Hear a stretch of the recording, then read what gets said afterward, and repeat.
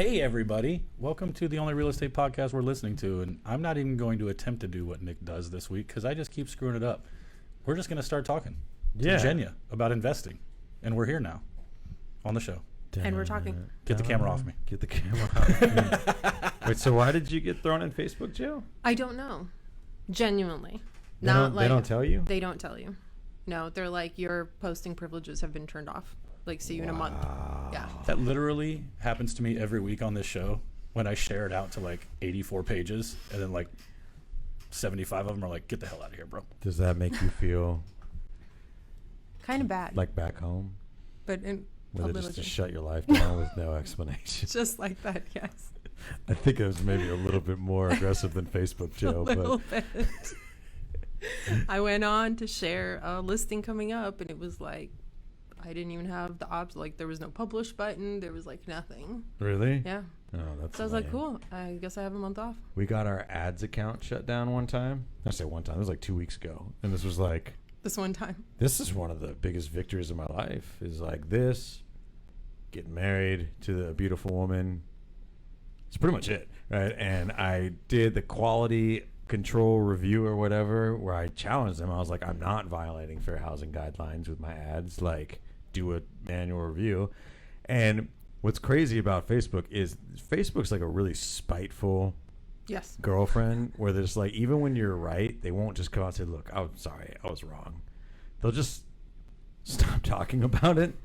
I guess like magically our ads account just came back on 2 weeks later, but they didn't even send me a notification about it. I had to go in and manually look to be like, oh, they turned it back on. So they admitted no wrongdoing They whatsoever. were just like, oh, whatever. Yeah, they offered no maybe apology. Explanation, I mean, like, dude, our Facebook ads account gets shut down for 2 weeks. I could probably, with enough digging, track that back to the actual amount of money that it cost us not having those ads Right. run.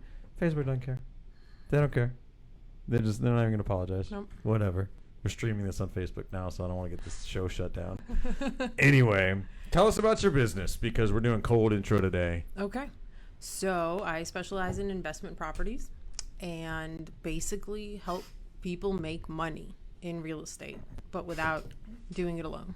Without doing it alone. Yes. This is what I want to dive deeper on, because this is like that thing in the cultural zeitgeist of real estate. Is like, I just really want to work with like investor clients and stuff. Like, sounds really sexy, not Totally. as sexy in practice, can be very lucrative, also takes a lot of expertise. Like, give me a little bit of the story of like, how did you go from I'm in real estate to now I work with a pretty big, like, I want you to walk through exactly what you do too, because it's very, very compelling and interesting. But how did you go from like I'm now in real estate to I work with like a pretty large network of consistent investor clients that I am telling him, like, I'm telling them, you're buying this, Right. here's the numbers, here's the deal, Exactly. let's go. Sign How here. did you build, how do you fall into that? Or I guess you don't fall. How do you build that? Well, no. So I actually did fall. Like, the very first investor I met, that was definitely me falling into it. Really? 100%. So I had been in real estate maybe 3 years.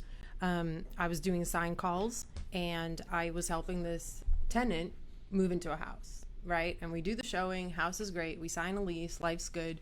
2 days after they move in, I get a call from her. And it says, hey, somebody's at the door.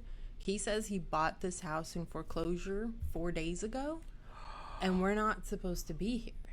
Your client said that My to you? client. Ooh. And I'm like, wait, what?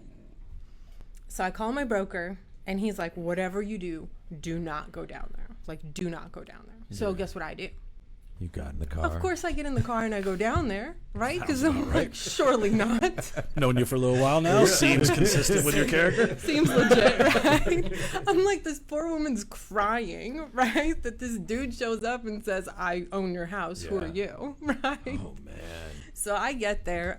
We stop payment on all the checks for the security deposit, for the rent, for everything. She's bawling. This guy's like, I'm sorry, before foreclosure, like, I stopped by, it was empty. I'm like, so do you want a rental property? And he goes, I could do a rental property. I was like, cool.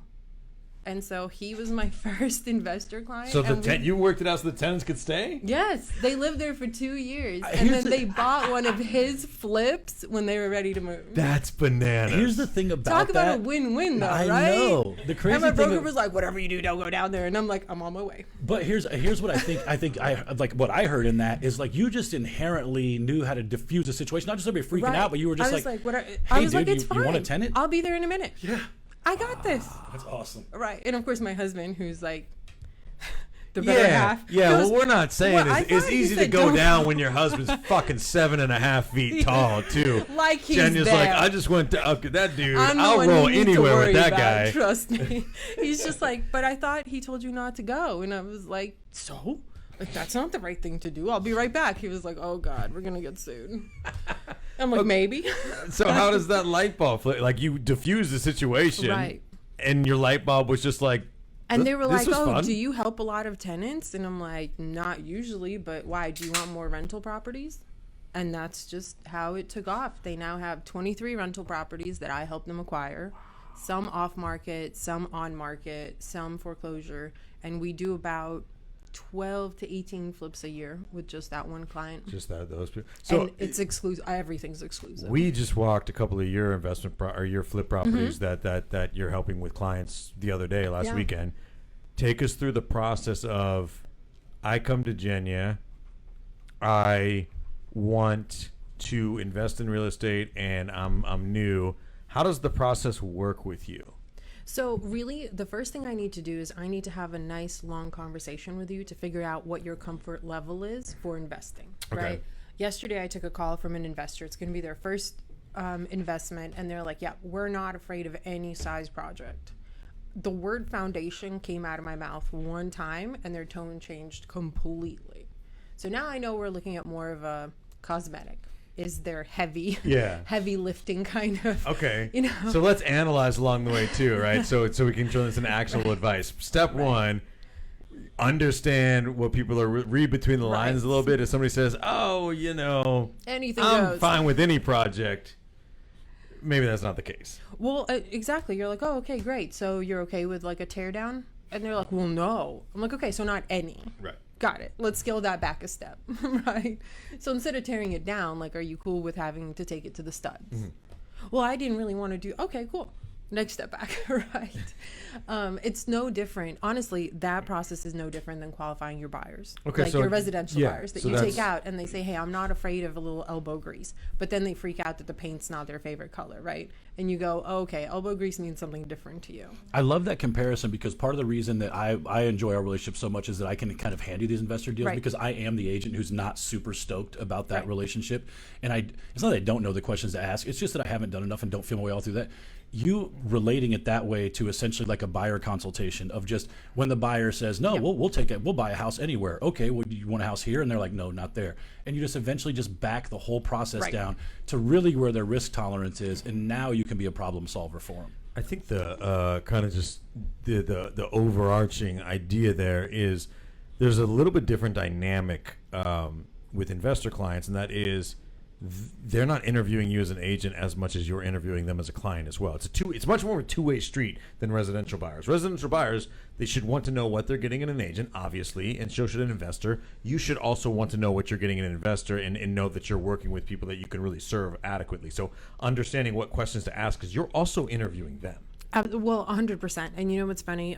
Yesterday, an investor call I took, and it was kind of almost like a cold call for me. Somebody sent me a name and a number and was like, hey, you need to talk to them. They want to invest. I can't help them. What was really neat is, and this happens a lot in calls like this, they are super excited to talk to me to finally almost like get the right person on the phone, if that makes sense. Whereas when you're a real estate agent for just residential transactions that are just run-of-the-mill transactions, you're excited to talk to a new lead, right? They have a million people to call, right? A lot of times, most of my investors have dealt with one or two agents that were not qualified and tried to help. Not because they're doing anything, it's not intentional. It's just that they're learning along the way. Whereas then they call me and I'm like, no, I'm not going to send you MLS listings. Why would you want to buy off MLS? In North You Texas said you right wanted now? to flip, Yeah. Right. And that's what I tell them. I said, I'm not going to be able to show you stuff on MLS. That's not a good fit for you. You Right. know, you want to tear down, but you want to do a conventional loan. Like, that's just not going to work.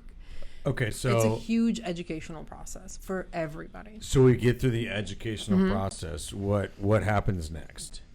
So once I narrow down really what kind of project you're looking for and what your idea of success is, because Sure. everybody has their own idea of success. sure. Someone just looks at the final numbers and says, okay, at the end of the day, I made 20 grand. They look at none of their personal time invested, Right. no desk time. You know what I mean? They don't, some are, okay, what's my return on investment? What's my cap rate? Everyone measures it differently. So you need to figure, it's almost like a love language. You need to figure out what their love That's so language good. is. That is good. I've never thought about it like that. But it's the truth. It's, I mean, just like for buyers, you know, with little kids, it's important. What school does my kid go to, right? It's the same thing, but the words are a little different. So if you're looking for a cap rate, I'm not going to bring you something with a huge ROI at the end if the cap rate is like 7%. You know what I mean? Because that's not your love language. You don't Right. care at the end of the day what the cash came back as what it was like holding it. I like that. Okay, that's actually a good jumping off point. Talking cap rates, return on investment, things like that. If I want to, because the overarching premise here is that this is a little bit of a different animal, right? You've got to really know your stuff when it comes to working Big with investors. time. Because the reality, I mean, we're going to talk a little bit more about how to attract investor clients and things like that as well. I actually think that's the easiest part because who doesn't want to invest in real estate? And we Yeah. can talk a little bit more about that too. But it's not your ability to attract investor clients. I think that they're everywhere, right? The reality is that you've got to be able to showcase how you can bring value and provide for them, Right. and provide value to them, and that's a little bit more difficult to do. What language do I need to know how to speak? Let's just say I'm working with my first investor client. What do I need to know as far like cap rate's a great example. I would say there's at least some portion of our viewership that doesn't know how to calculate cap rate, right? Doesn't understand the formula for that. What terms, what formula, like what do I need to know the language wise so that I can speak that language to clients and really convey that I know what I'm doing. You have to let them lead the conversation. And I think for personalities like myself, like Matt, like Brian, that's the hardest thing, right? Because we're an expert in our field. So we're like, okay, let me educate you. Let's get this done. You have to be able to shut up and say, what do you value in a transaction? What makes you think you're making money? Okay. Right. I have some clients who love long-term rentals. They maybe clear $200 a month total after all expenses. And that's not including vacancy, but they love it because the way they're looking at it is someone else is paying towards my equity. Well, there's three Right. ways that you're going to make money, right? It's going to be a cash flow, principal, pay down, and appreciation. Right. So being able to calculate all those gets you your total annual return. Yeah. Just Does my let mic sound like shit to you right now? very much. I'm Is that very me? loud. And my bars going up? Hello, are my bars going up on the thing? Am I dying? Oh, weird. Just a little echoey.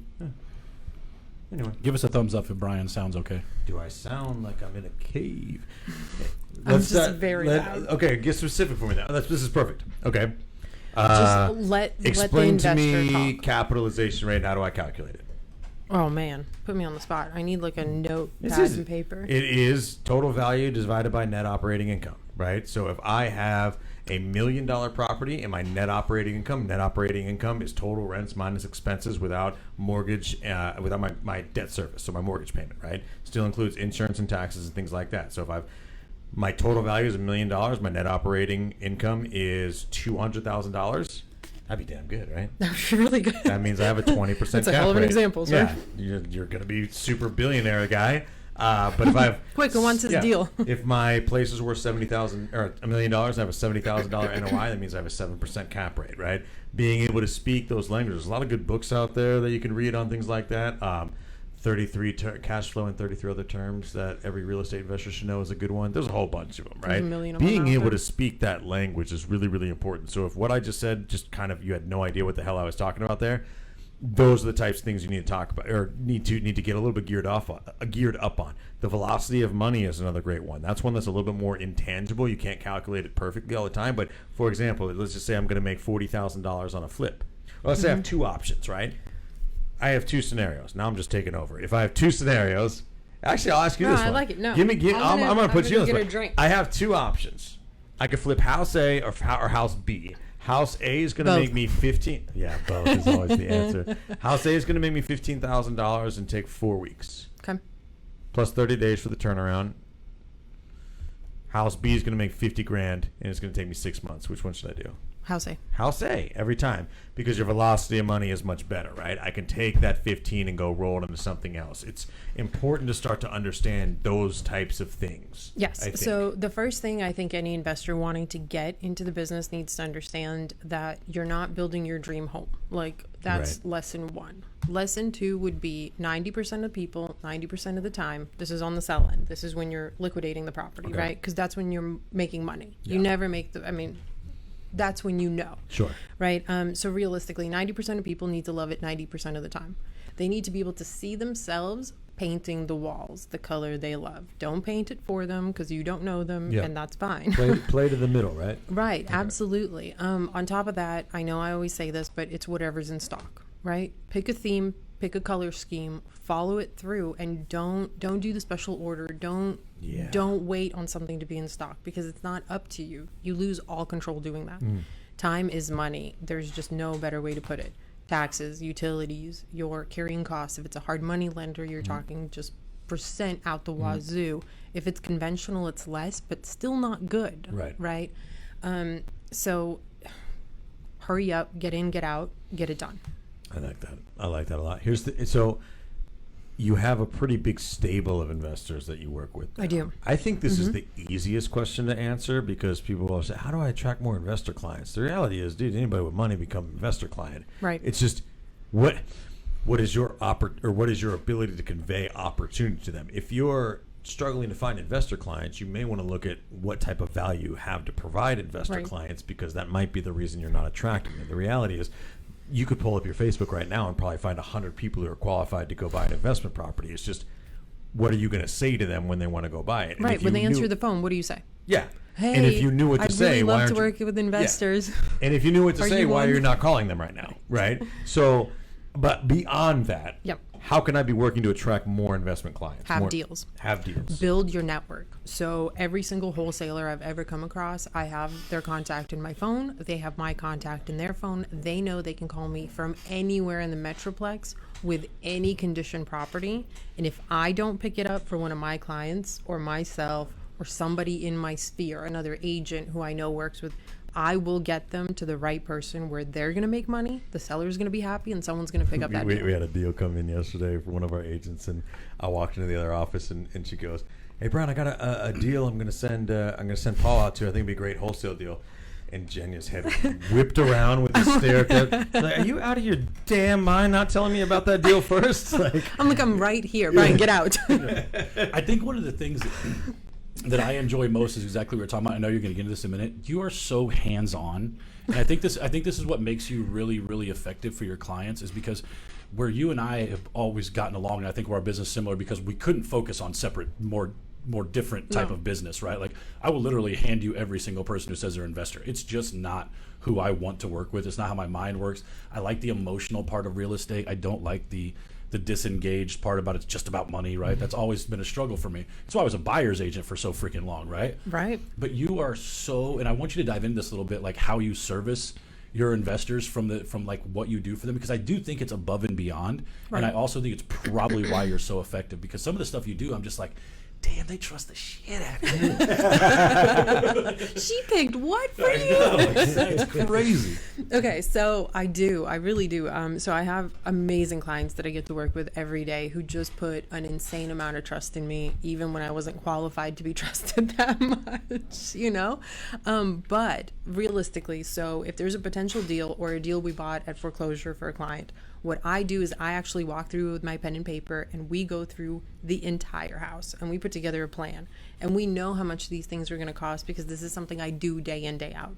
You know, like I had one of y'all's agents come to me and go, about how much is a pier? I'm like, depends who are you using. You know, it just depends. I'm like, quote them $900 to $1,200, and no matter who you use, will be right there.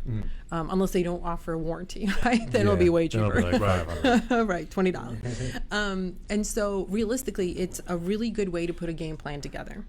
And the driving force behind that is, what are the comps? What do we need to put into the property to get it on the market quickly, to sell it quickly for top dollar without overdoing it? I don't want to sit on the market for 60 days to set a record, right? And then bust at appraisal. But realistically, everything. Talk about paint colors, talk about taking down popcorn ceilings, everything is in that plan.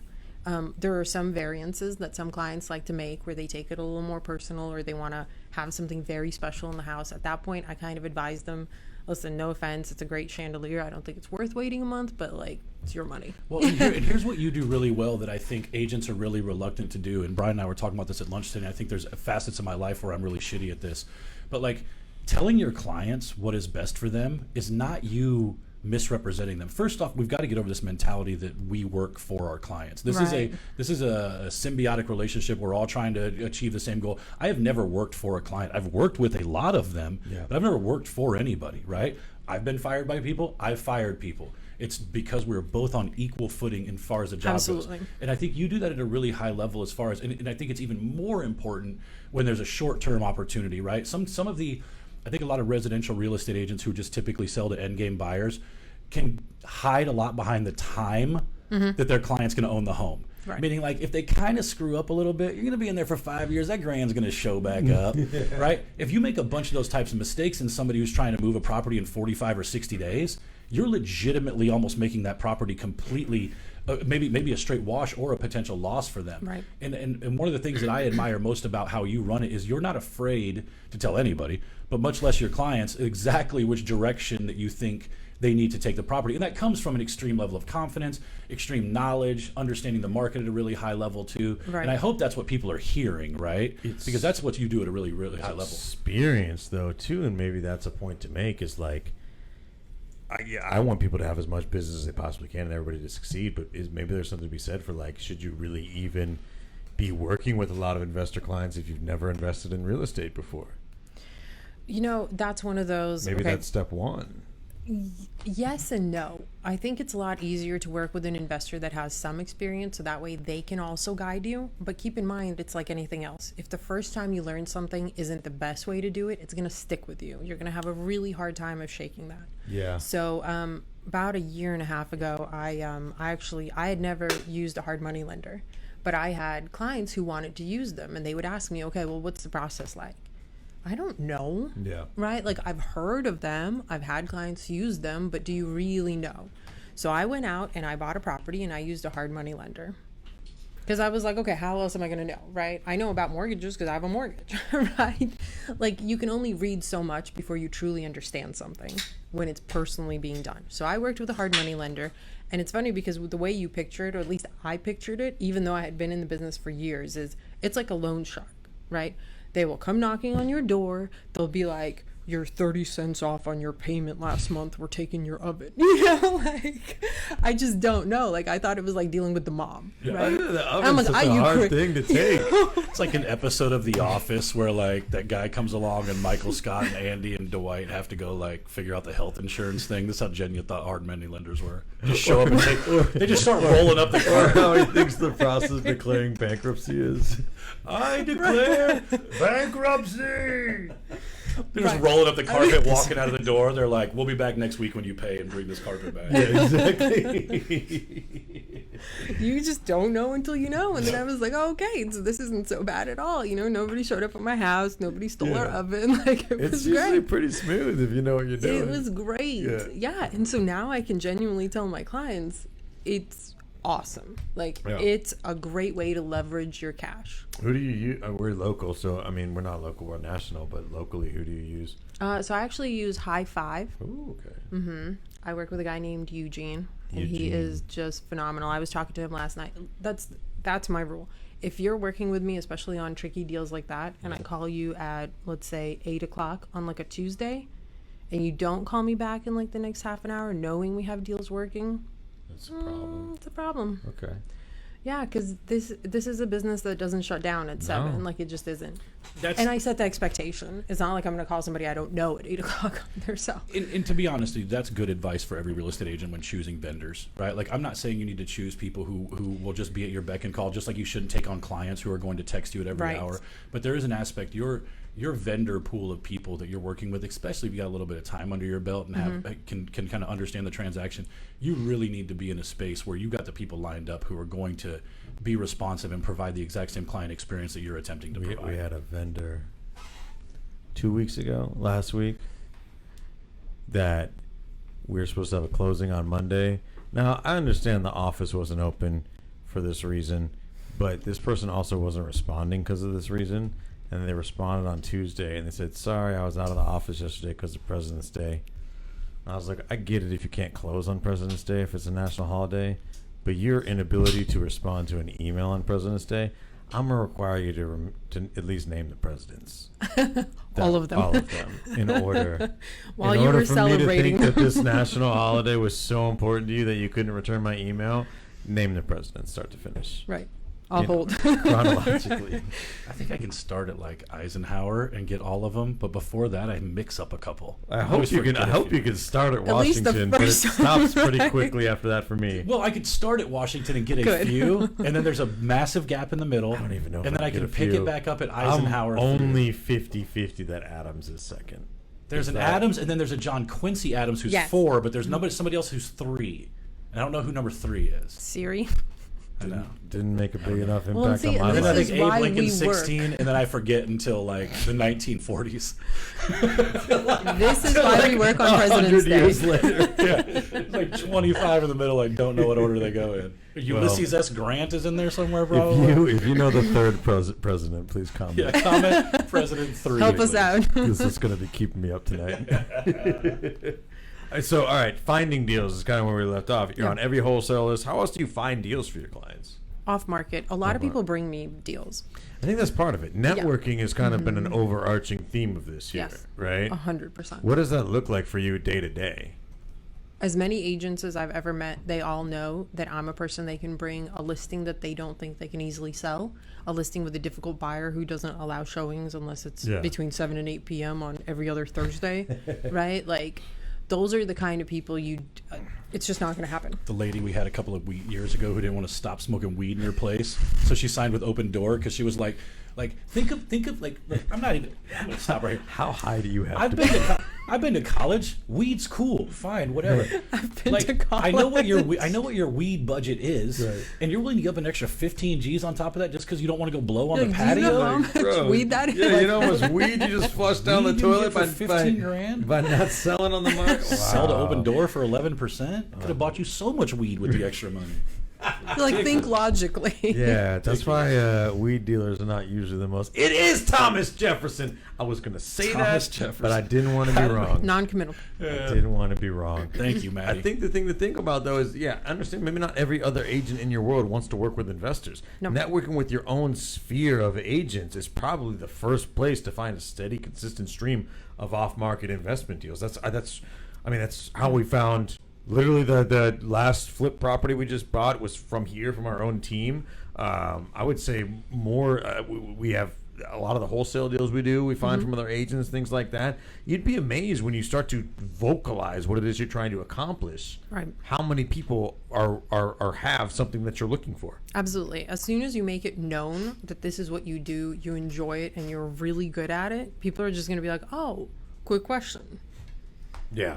I think that's huge. You're going to get a million questions. I think one of the things that I've taken advantage of in our relationship is I don't want to learn about investors, No. but I do want to provide the experience that I promised, right? And it's like the gentleman yesterday that I handed off to you Yeah. was like, I didn't know what to do with that person because I am that agent you're talking about. I will say yes, heck yeah, love to help you out, right? Yeah.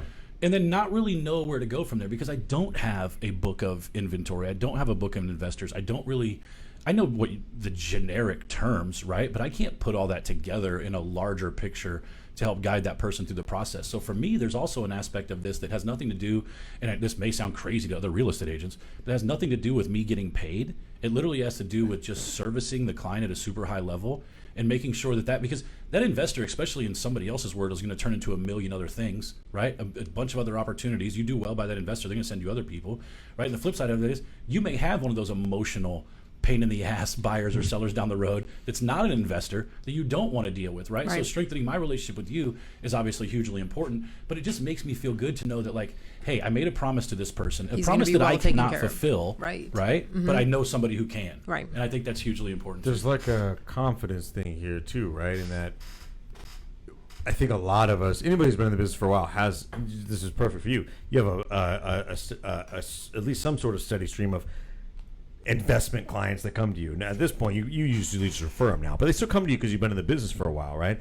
I think one of the things that we tend to get in the habit of is just kind of agreeing to things without knowing what the hell we're agreeing to, right? Life. And this tends to get us in hot water. There's a confidence that will get you very, very far when people are coming to you looking for investment properties, going, I really want to do some investment deals and want to look for this, this, and this. And instead of just be like, yeah, okay, well, let me start sending you some stuff. And like, dude, like if somebody's going, hey, I want this type of investment deal, you're just like, okay, yeah, like, do you even know if that's like feasible or possible or practical? Yeah. This is where you need to have a little bit of confidence. Say, great, fantastic. Here's my process. We do an hour-long consultation first. I find out a little bit more about you, your investment philosophy, your strategy. Like, compared to anything else, if you were, a high net worth individual sitting down at a bank for, financial advice or whatever, they wouldn't just be like, all right, cool, whatever. They'd be like, all right, here's our process. Let's sit down. We're gonna have here's your the application. You seem legit. I'll give you $1 million. Yeah, or even if you already had, they would curate their service based on your needs by finding out more about you and personalizing it rather than just blindly agreeing to whatever it is you're trying to accomplish. They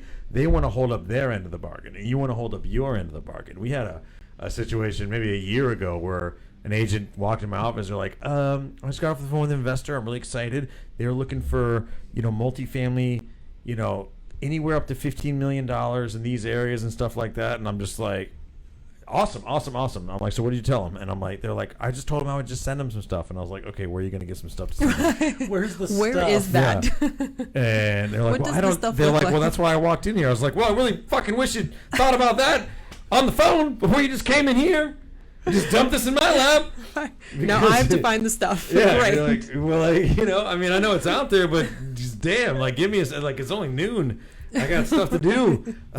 So, not to say that you should turn down clients, but maybe have a process where you're doing a little bit more of a two-way conversational street. And I think that comes with a little bit of confidence in yourself to just not blindly agree to everything everybody says they want.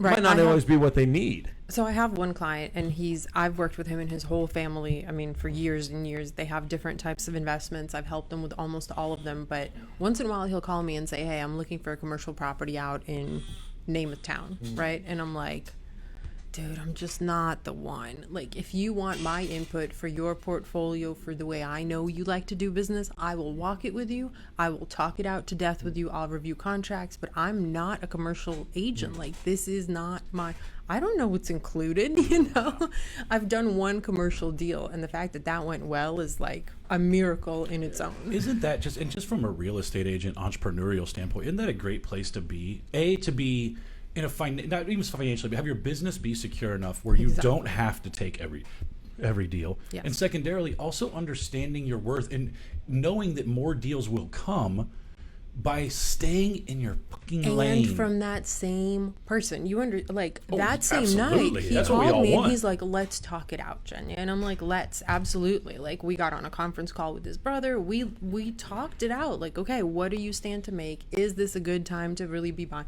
He had a broker representing him. They were doing, I think intermediary or whatever, but realistically, he and I were still talking about whether this is a good decision for his family, whether this is a good place to put his money. And it didn't have anything to do with the commercial side of it, right? Yeah. It's about timing. It's about leveraging. It's about liquidity of cash. Hey, if you do this, can you hop on something else if I bring it to you? Is that okay with you, right? Is it okay if you miss out? Part, yeah. The missed Because you opportunity never know. part. Nobody thinks about that. They're like, if this doesn't work out though you want it to, or you continue to stay in this house and keep this money here, is this the best use of that equity or whatever it is, right? And again, this just goes back to real estate agents understanding the processes and the goals, the processes of their job and the goals of their clients, and putting those two things together. Brian and I did a video before this where we literally were talking about contractual nuance.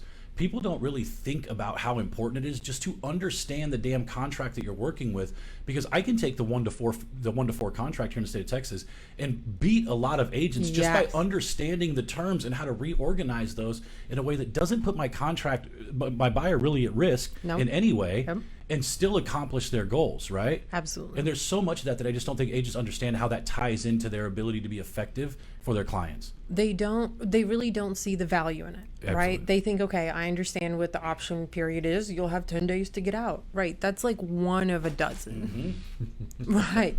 Like, let's have fun the day after option. Exactly. You know what I mean? I'm not worried about option because I've got all this, Yep. and that's the thing. Just be look out for your client's best needs. That's what is some truly- of that little? There's some of that little stuff too, right? Like that you can like if you're working with investor clients that don't really maybe they're And the squeakiest GD chair in the world over here. Then Break maybe this thing. this is maybe their first deal or they're maybe new or whatever. Like there's some of that little stuff that might be a little freaky for them, but can really go a long way, especially in a tight market. Like we roll no option period on any of our investment deals. I'm not even going to make an offer unless I know that the offer price that I'm getting it at, I have the margin that I don't need the option. Right. What are like the little nuances like that an agent should be able to kind of advise their people on? It's like a super loaded question. No, but yeah, like, it is. So no guts, no guts, no glory. Sure. Realistically, the bigger the You're risk, the investing. bigger the reward. You're speculating, yeah. Absolutely. I So- mean, think of foreclosures. Sure. Option period. What's an option period? I just paid cash on Yeah. the steps of the courthouse. I want to hear. Sure hope I get the- Yeah. What's that? In a second, like? I want you to talk about that part of the process because this Do is it now. when we talk about all this stuff. This is all great. This is all contract stuff. We're all talking about real estate stuff. It's I cute. want you to tell because this is the part of your investment job that blows my mind. Yeah. Right. So talk about your typical second Tuesday. Okay. Yes. Which, by the way, the second Tuesday here locally is Of when every you show up month. at the Courthouse Step and do your investment stuff. So Right. So yeah, you want to find me on the second Tuesday of the month at 9 a.m. It's going to be on the Courthouse Steps in Denton. Sometimes Colin, but somebody else kind of is my eyes and ears there. But so realistically, what it looks like. So 3 days before that sale, I'm completely swamped with paperwork because what I'm doing is I'm going through the entire foreclosure list, and obviously in advance, you don't know which ones have cleared. Right, you find that out on the morning of. Is right? that just like straight Roddy report or is Yes. that okay? Gotcha. Yep. I didn't know And if you had some special stuff. I might. Oh, she does. I might. she only can give so many secrets. Go back to networking. Okay. Yes. That's If fair. when you walk up to an auction, a county auction, and people know you by name, you don't need to put in your password on the iPad to get your little bidder number. Sure. They don't ask for proof of funds. You just say put 6 zeros behind it, dear. You're probably having some conversations that other people are not. Maybe Here's that Absolutely. people. Well, that and also with the other investors. Sure. You know what I mean? The people that are right there on the steps. Because the reality And is, it's like and sorry, I didn't mean to interrupt you, but understand like it's like a health club. It's very like kind of a family. Like people are very nice there. If you've never been to the 100%. auctions before, go and I think this is good actionable advice. Don't ever try to fight out of your weight class. But understand that, like, if you're honest about who you are and you just want to learn, real estate investing is one of the most fun things to talk about in the world, too. Like, people would love, like, you get very passionate people that don't care if you're brand new, don't care if you're just there to learn. Like, go to the auctions and talk with people and ask questions and have fun with it. People will be very nice. Don't be intimidated by that right, stuff. find the first person, maybe second person you see that has a big white number. Yeah, the first Come person up to usually them. sucks. Sometimes. I don't know. They shouldn't be on the outskirts. It means they're not bidding.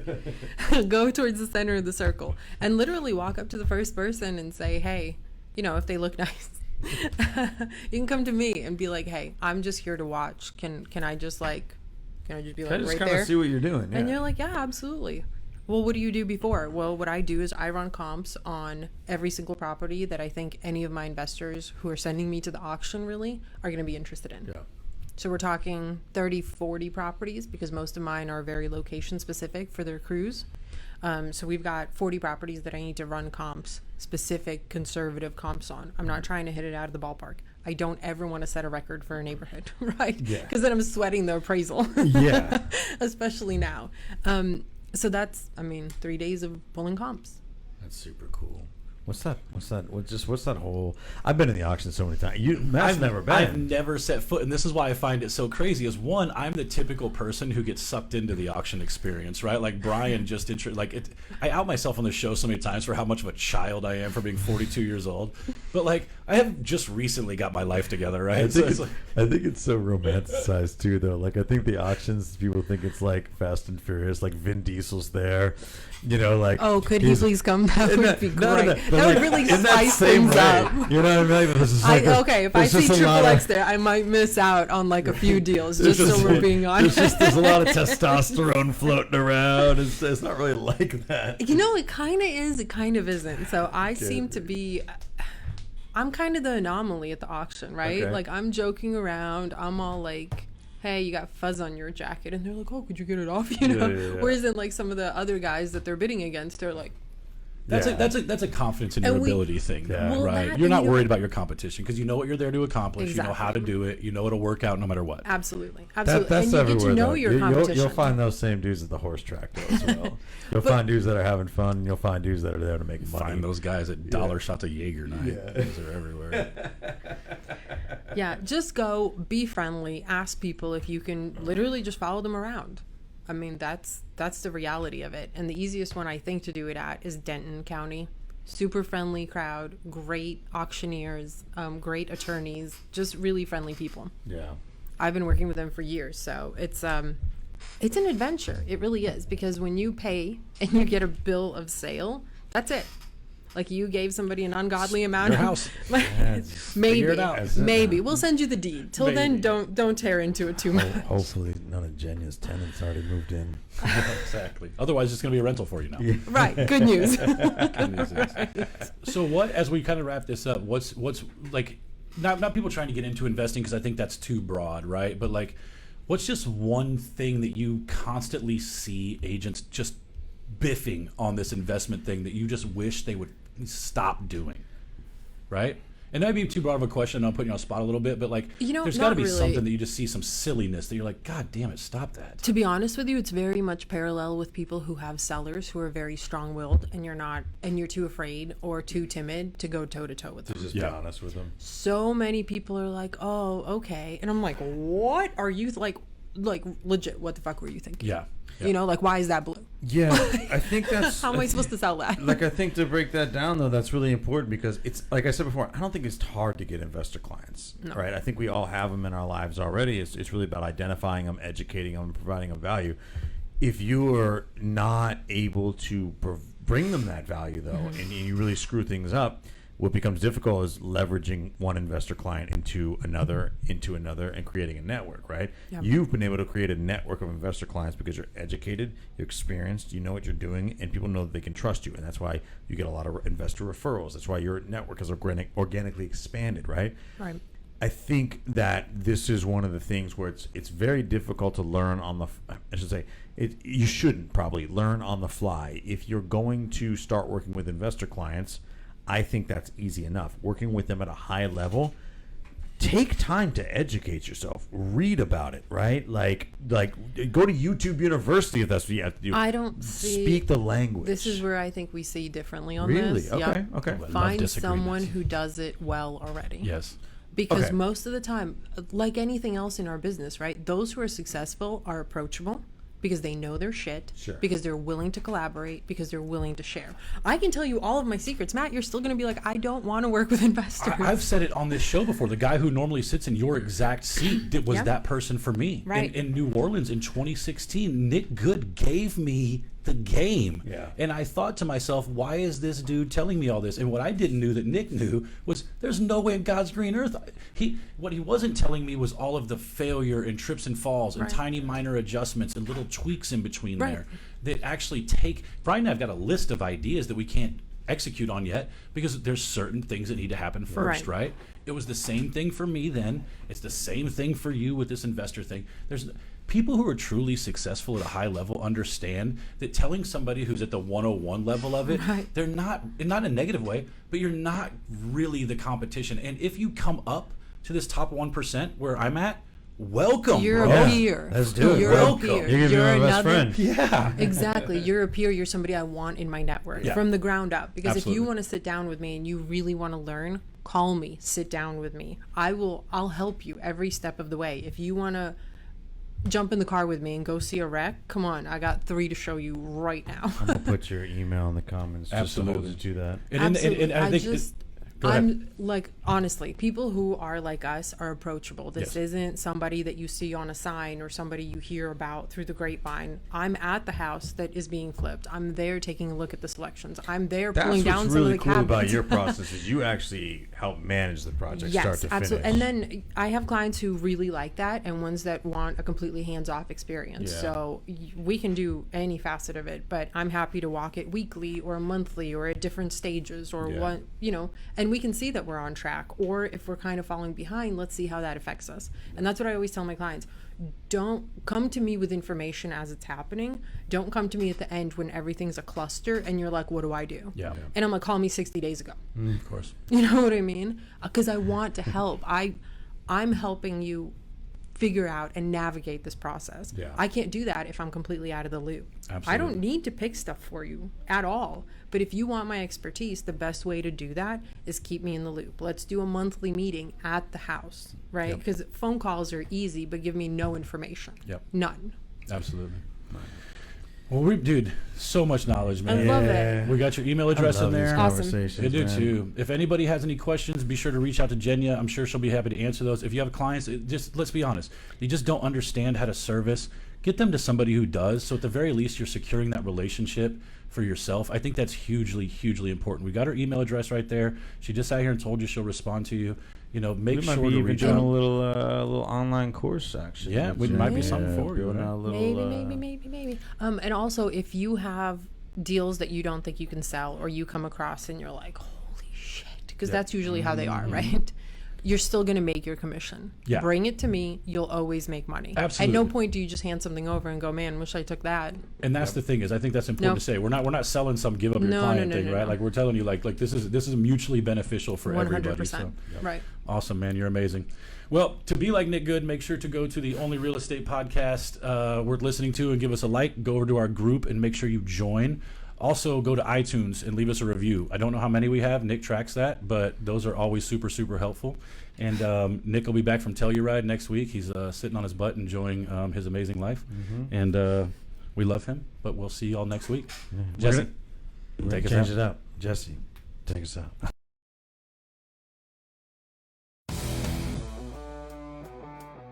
Hey, thanks for checking out another episode. If you wouldn't mind, go and join our Facebook group, the only real estate group worth being a part of. If you're watching on YouTube, please make sure to like, share, and subscribe, and give us a review on iTunes. It helps us get our content out to more awesome real estate professionals like you. And last but not least, if you are on Call of Duty, my gamer tag is Brian the Force. I'll see you there.